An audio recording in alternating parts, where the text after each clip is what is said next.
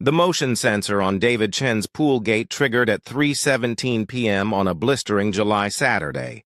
The 42-year-old mechanical engineer looked up from his home office, where he'd been reviewing blueprints for a municipal water treatment facility, and felt his jaw tighten. Through his window, he watched Sandra Whitmore, the self-appointed neighborhood coordinator from 2 houses down, swing his gate open like she owned it, followed by her teenage son Kyle and 3 of his friends. 4 months. 4 months of finding strangers in his pool, of confronting Sandra only to be lectured about community spirit, of watching his electric and water bills skyrocket while she treated his $15,000 saltwater pool like a public recreation center. But today was different. Today, David wasn't just the quiet engineer who avoided confrontation. Today, he had a plan that would make Sandra regret every entitled word she'd ever spoken. And what she didn't know was that the mild-mannered engineer she'd been terrorizing had spent the last 2 weeks researching her background, documenting every violation and preparing something she'd never forget. Before we dive into how David turned the tables on Sandra's entitled behavior, if you love stories where justice is served and people who take advantage finally meet their match, hit that like button and subscribe. Now, let's see exactly how this unfolded. This is a story in 3 parts.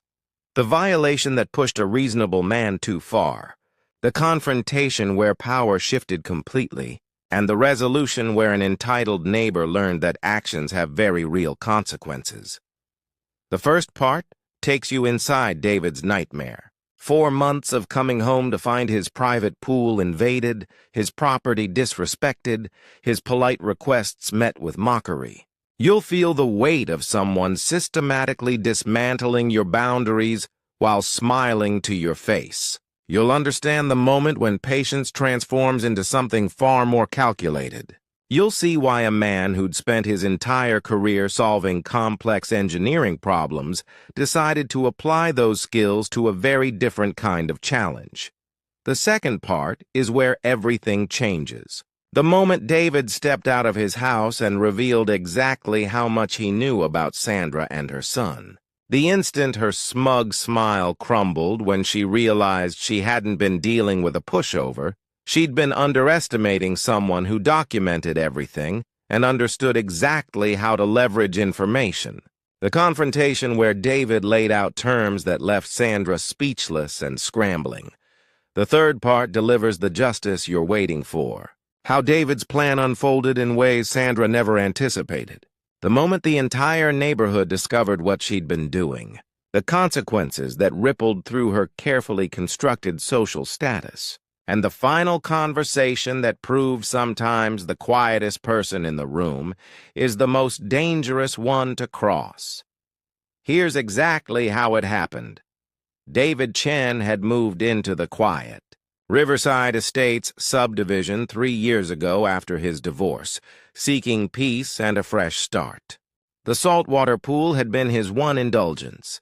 A therapeutic space where he could swim laps after 12-hour days, designing municipal infrastructure systems. As a mechanical engineer specializing in water treatment, David understood the chemistry, the maintenance, the careful balance required to keep a saltwater system running perfectly. He'd invested not just money but hundreds of hours into creating his personal sanctuary. The property had solid fencing, clear boundaries, and he'd been explicitly told during closing that Riverside Estates had no HOA and no shared amenities. His pool was private. His space was his own, or so he'd thought. The first incident happened on a Wednesday afternoon in late March. David had come home early from a site inspection to find Sandra Whitmore, 47, lounging on his pool deck with 2 of her friends, wine glasses in hand, laughing like they were at a resort. His pool gate stood wide open. Sandra had looked up at his arrival with complete unconcern and actually waved. When David asked what they were doing, Sandra had smiled that patronizing smile he'd come to despise and explained that since he never used the pool during the day anyway, And since neighbors should share, she'd decided to enjoy the community amenity. David, stunned and uncertain, had stammered something about private property. Sandra had laughed, gathered her friends, and left with a casual, "Don't be so uptight." David. He'd locked the gate afterward, confused but assuming it was a one-time boundary issue from someone who didn't understand social norms. 3 weeks later, on a Saturday morning, David discovered Kyle Whitmore and 5 teenagers in his pool, blasting music from a Bluetooth speaker with empty soda cans and chip bags littering his deck. The pool water looked cloudy. Someone had clearly put sunscreen or oils into his carefully balanced saltwater system. David had marched out, furious now, and demanded they leave. Kyle, a lanky 17-year-old with his mother's entitled sneer, had looked David up and down and laughed. "My mom says this pool is basically community property since you never use it." "Relax, dude." When David insisted they leave and threatened to call the police, Kyle had rolled his eyes, made a show of slowly gathering his friends, and left with deliberate insolence. David had spent 4 hours that day rebalancing his pool chemistry, scrubbing the deck, and fishing trash from his filters. The damage to his saltwater system cost him $300 in replacement cells and chemicals. But the breaking point came 8 weeks after that, on a scorching afternoon in early July. David had requested a rare day off for his late mother's birthday, a private day he'd planned to spend quietly by the pool, remembering her. He'd come outside at noon to find Sandra hosting what could only be described as a party. 15 people, including children he'd never seen before, packed into his pool. Someone had moved his outdoor furniture. His expensive teak loungers were covered in wet towels. Sandra was grilling on his deck using his gas grill, which he'd left in his locked shed. When David exploded, really lost his temper for the first time in years, Sandra had actually put her hands on her hips and lectured him. "This neighborhood operates on community goodwill, David. You're being selfish and antisocial. This pool sits empty most of the time, and you're acting like a child about sharing. Grow up." Her friends had nodded agreement. Kyle had smirked from the shallow end, and David had stood there shaking with rage and humiliation as Sandra dismissed him on his own property on his mother's birthday. That night, David called the police. The officer who responded, a bored-looking veteran named Patterson, had listened to David's complaint and essentially shrugged. "It's a civil matter, sir. You'll need to pursue trespassing charges through the courts, and honestly, unless you have proof of forced entry or significant property damage, most judges won't prioritize it. Change your locks, put up cameras, talk to a lawyer." The dismissiveness in Patterson's tone made David's jaw clench, but he thanked the officer and closed the door. The next morning, David confronted Sandra directly at her house. She'd answered the door in yoga clothes, annoyed at the interruption. David had tried to be diplomatic, explaining that he needed his privacy respected, that the pool was expensive to maintain, that he had the right to enjoy his own property. Sandra had actually laughed in his face. "You sound ridiculous, David. Everyone thinks you're being absurdly selfish. This is a community, and if you can't handle that, maybe you should move." David walked back to his house, went straight to his computer, and opened a browser. He stopped expecting help. He stopped appealing to reason or decency. Instead, he began researching. Sandra Whitmore wasn't just a neighbor. She was a self-employed lifestyle consultant who ran a successful Instagram account with 48,000 followers. Her entire brand was built on authentic community living and neighborhood wellness initiatives. Her posts were full of carefully curated images of her connecting neighbors and building local family. David took screenshots of everything. Then he spent 3 days installing high-definition security cameras covering every angle of his pool area, uploading footage to cloud storage in real time. He researched property law, trespassing statutes, and civil liability. And he waited. If Sandra wanted to play games, David would show her what happened when you challenged someone who solved complex problems for a living. And on Saturday, July 18th at exactly 3:15 p.m., everything was finally ready.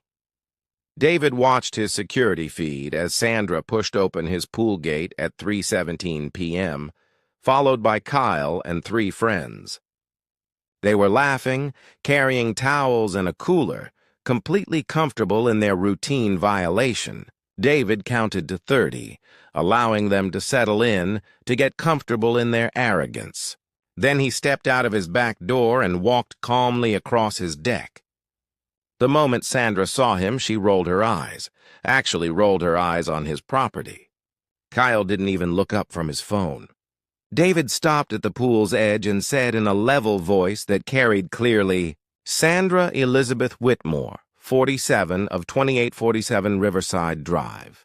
Kyle Michael Whitmore, 17. This is your last chance to leave voluntarily." Sandra's expression shifted from annoyance to confusion. She sat up on his lounger and laughed uncertainly. "Excuse me? What are you doing with our full names?" David didn't smile. "I know everything about you, Sandra. I know that you're a lifestyle consultant with 48,000 Instagram followers. I know your brand is built entirely on community wellness and authentic neighborhood connection. I know you're currently negotiating a $60,000 sponsorship deal with Harmony Home Goods. I know Kyle attends Riverside Prep, where your husband James is a major donor to the athletic program. I know you're on the planning committee for the city's Community Excellence Awards in September. I know all of it, and I have 4 months of high-definition security footage showing you repeatedly trespassing on my property after being explicitly told to stop." Sandra's face had gone pale.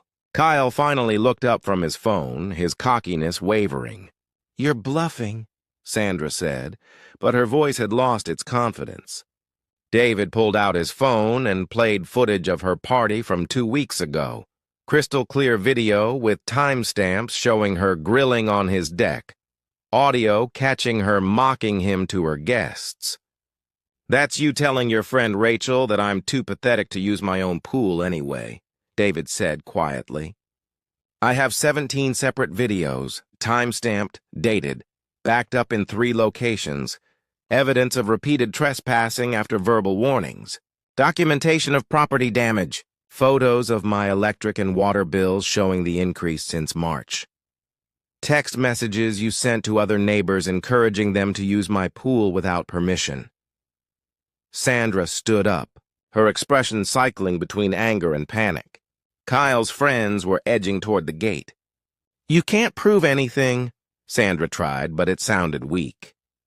David continued in that same calm, engineering problem-solving voice. "I can prove everything. So here's what's going to happen. You have 2 options. Option 1, I call the police right now with evidence of repeated trespassing. I file a civil lawsuit for property damage, which my lawyer estimates at $12,000, including increased utilities, pool maintenance, and system repairs. I submit your social media posts to every local news outlet showing how you built your community wellness brand while systematically harassing a neighbor. I send the footage to Harmony Home Goods and the Community Excellence Awards Committee. I make sure everyone knows exactly who Sandra Whitmore really is. Your sponsorship deal disappears. Your Instagram reputation collapses. Kyle's social standing at Riverside Prep takes a hit when everyone sees him mocking a neighbor on security footage. This becomes your permanent reputation." The blood had drained from Sandra's face. Kyle looked terrified. "Or," David continued, "Option 2, you have 48 hours, until Monday at 5 p.m., to reimburse me $3,000 for increased utilities and pool maintenance costs. You will post a public apology on your Instagram explaining that you violated a neighbor's boundaries and that true community means respecting privacy. You will never set foot on my property again. You will inform everyone you encourage to use my pool that it's private property and they're not welcome. You will comply completely, or I execute option 1 with no further warning." Sandra's mouth opened and closed. $3,000? That's insane! David's expression didn't change. That's itemized and documented. My water bill increased by an average of $47 monthly. My electric bill by $62. My saltwater system required premature cell replacement due to contamination from your parties. My pool service costs doubled. The math is conservative. Would you like to see the spreadsheet? He held up his phone where a detailed Excel document was clearly visible.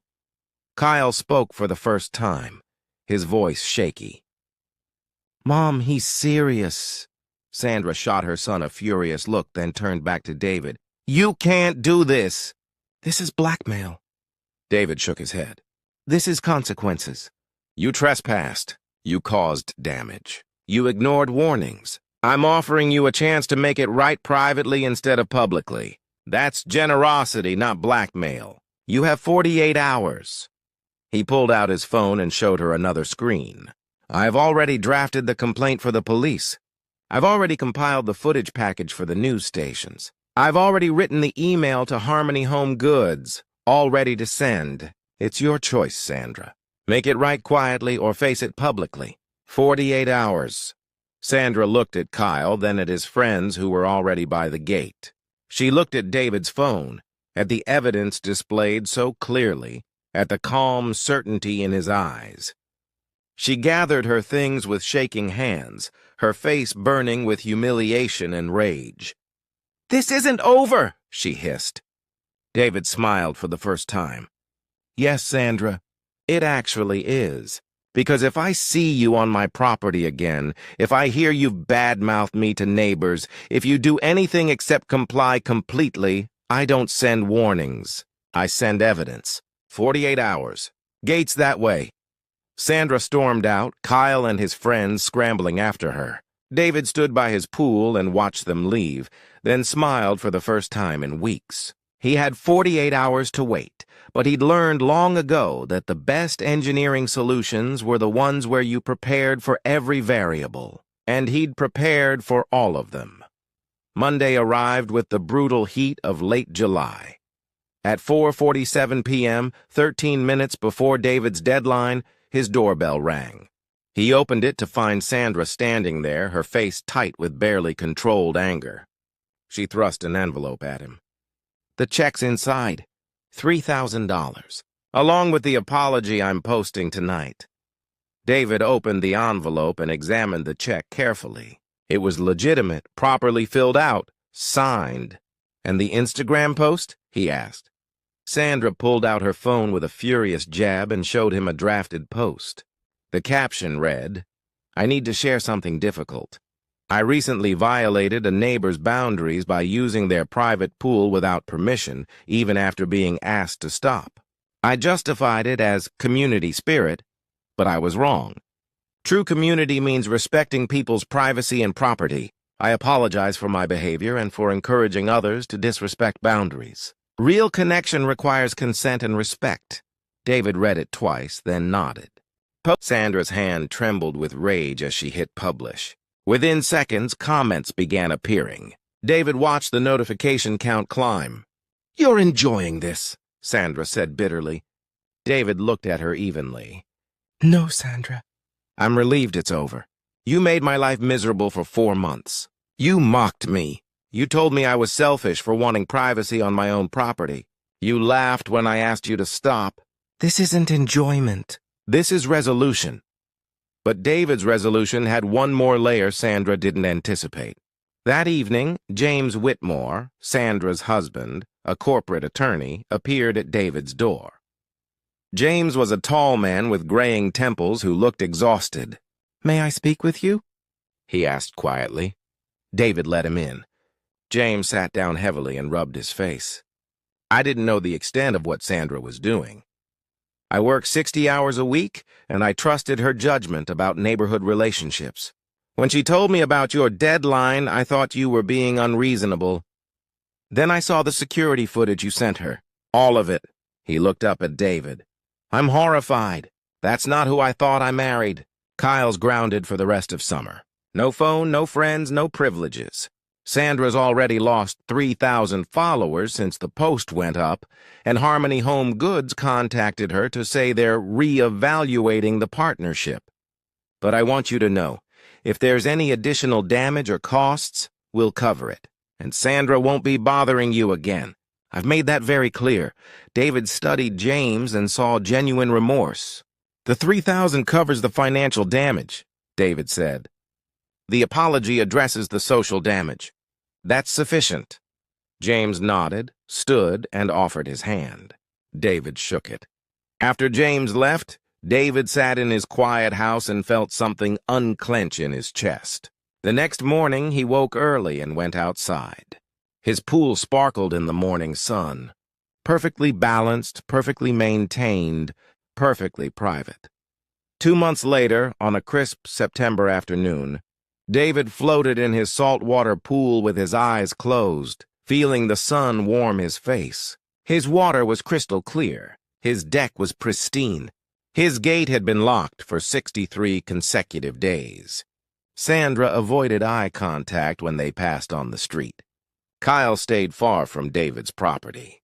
James had actually become cordial, occasionally chatting about sports with genuine friendliness. The neighborhood had quietly absorbed what happened.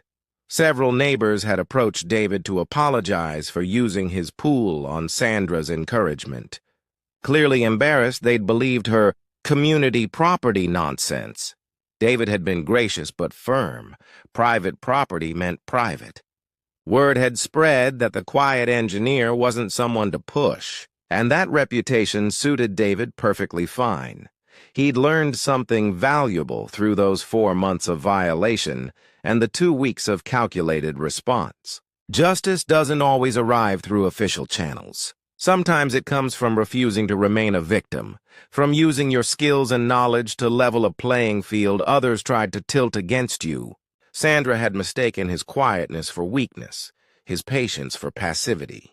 She'd learned the hard way that engineers solve problems methodically, thoroughly, and with complete follow-through. And as David floated in his perfectly maintained saltwater pool, watching autumn leaves drift across the surface of water that belonged only to him, he smiled. Because justice, whether served hot or cold, was equally satisfying when it finally arrived. Across the country in Boulder, Colorado, retired Air Force Colonel Patricia Morrison was reviewing her property survey when her new neighbor demanded. She removed the vegetable garden that blocked his view of the mountains. Patricia looked up from the 1952 original plat map she'd discovered in the county archives and smiled slowly. The same smile that once preceded tactical briefings before complicated operations. "Please," she said softly, "continue